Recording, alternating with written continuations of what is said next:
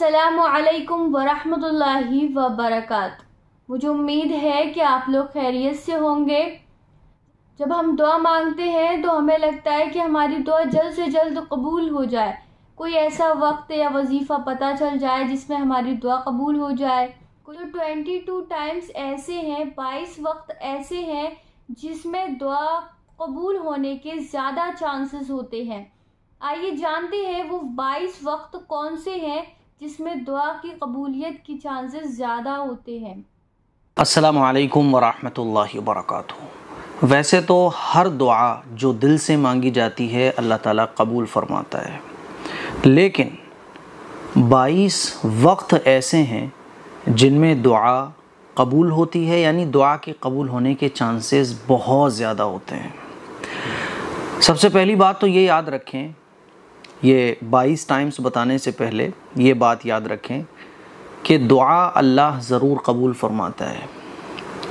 बस एक बच्चे की तरह, जैसे एक बच्चा छोटा सा अपने माँ बाप की सख्ती को नफ़रत समझता है, डॉक्टर के इंजेक्शन लगाने को सख्ती समझता है और बुरा समझता है, इसी तरह से हम भी अल्लाह ताला के फ़ैसलों को और इस दुनिया में जो भी कुछ हमारे साथ हो रहा है, मांगने के बावजूद भी वो चीज़ ना मिलने पर हम जिस तरह से मायूस हो जाते हैं और सोचते हैं कि अल्लाह नाराज़ है, हालांकि अल्लाह नाराज़ नहीं होता।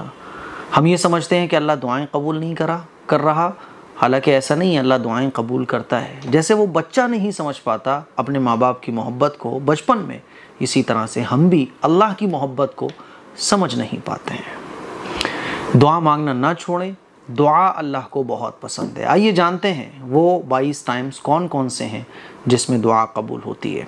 नंबर 1, अज़ान के टाइम। जब अज़ान का वक्त होता है तो दुआ कबूल होती है।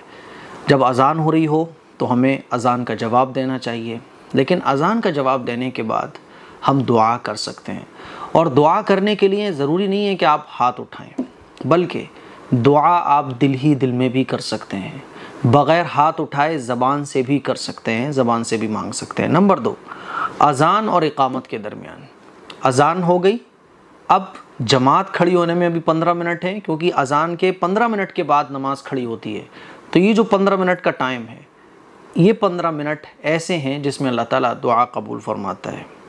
नंबर 3, कोई मायूस, उदास, किसी का बहुत नुकसान हो गया, वो मायूस बैठा है, उदास बैठा है, किसी का दिल दुखा हुआ है, सॉरोफुल पर्सन है ना, जिसके ऊपर हालात आ गए, जो बहुत मुश्किलों का वक्त का मारा आदमी है, तो जो उदास हो, मायूस हो, गमगीन हो, उसकी दुआ भी अल्लाह ताला कबूल फरमाता है।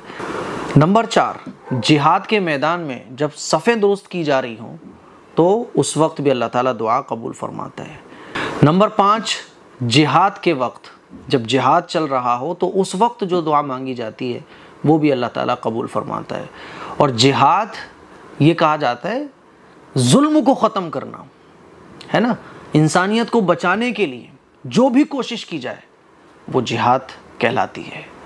जुल्म को ख़त्म करने के लिए, झूठ को मिटाने के लिए, है ना, नफ़रत को ख़त्म करने के लिए, इंसानों के जो दुश्मन हैं, इंसानियत के जो लोग दुश्मन हैं, उनको ख़त्म करने के लिए, अमन व अमान कायम रखने के लिए जो भी कदम उठाए जाते हैं उनको जिहाद कहा जाता है।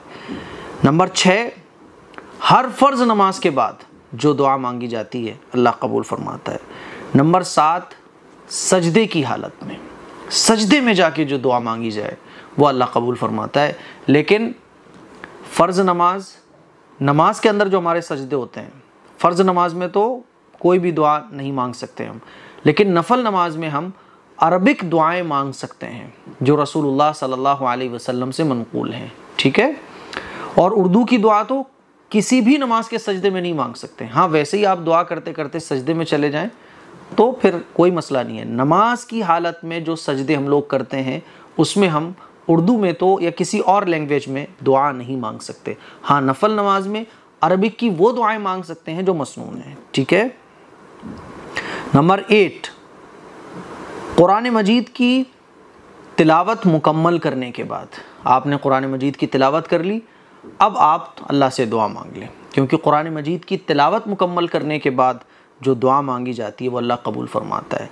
नंबर 9 पूरा कुरान मुकम्मल करने के बाद अल्लाह दुआ कबूल फरमाता है। आपने पूरा कुरान मजीद मुकम्मल कर लिया, अब आप अल्लाह से दुआ मांगें क्योंकि ये दुआ के कबूलियत का वक्त है।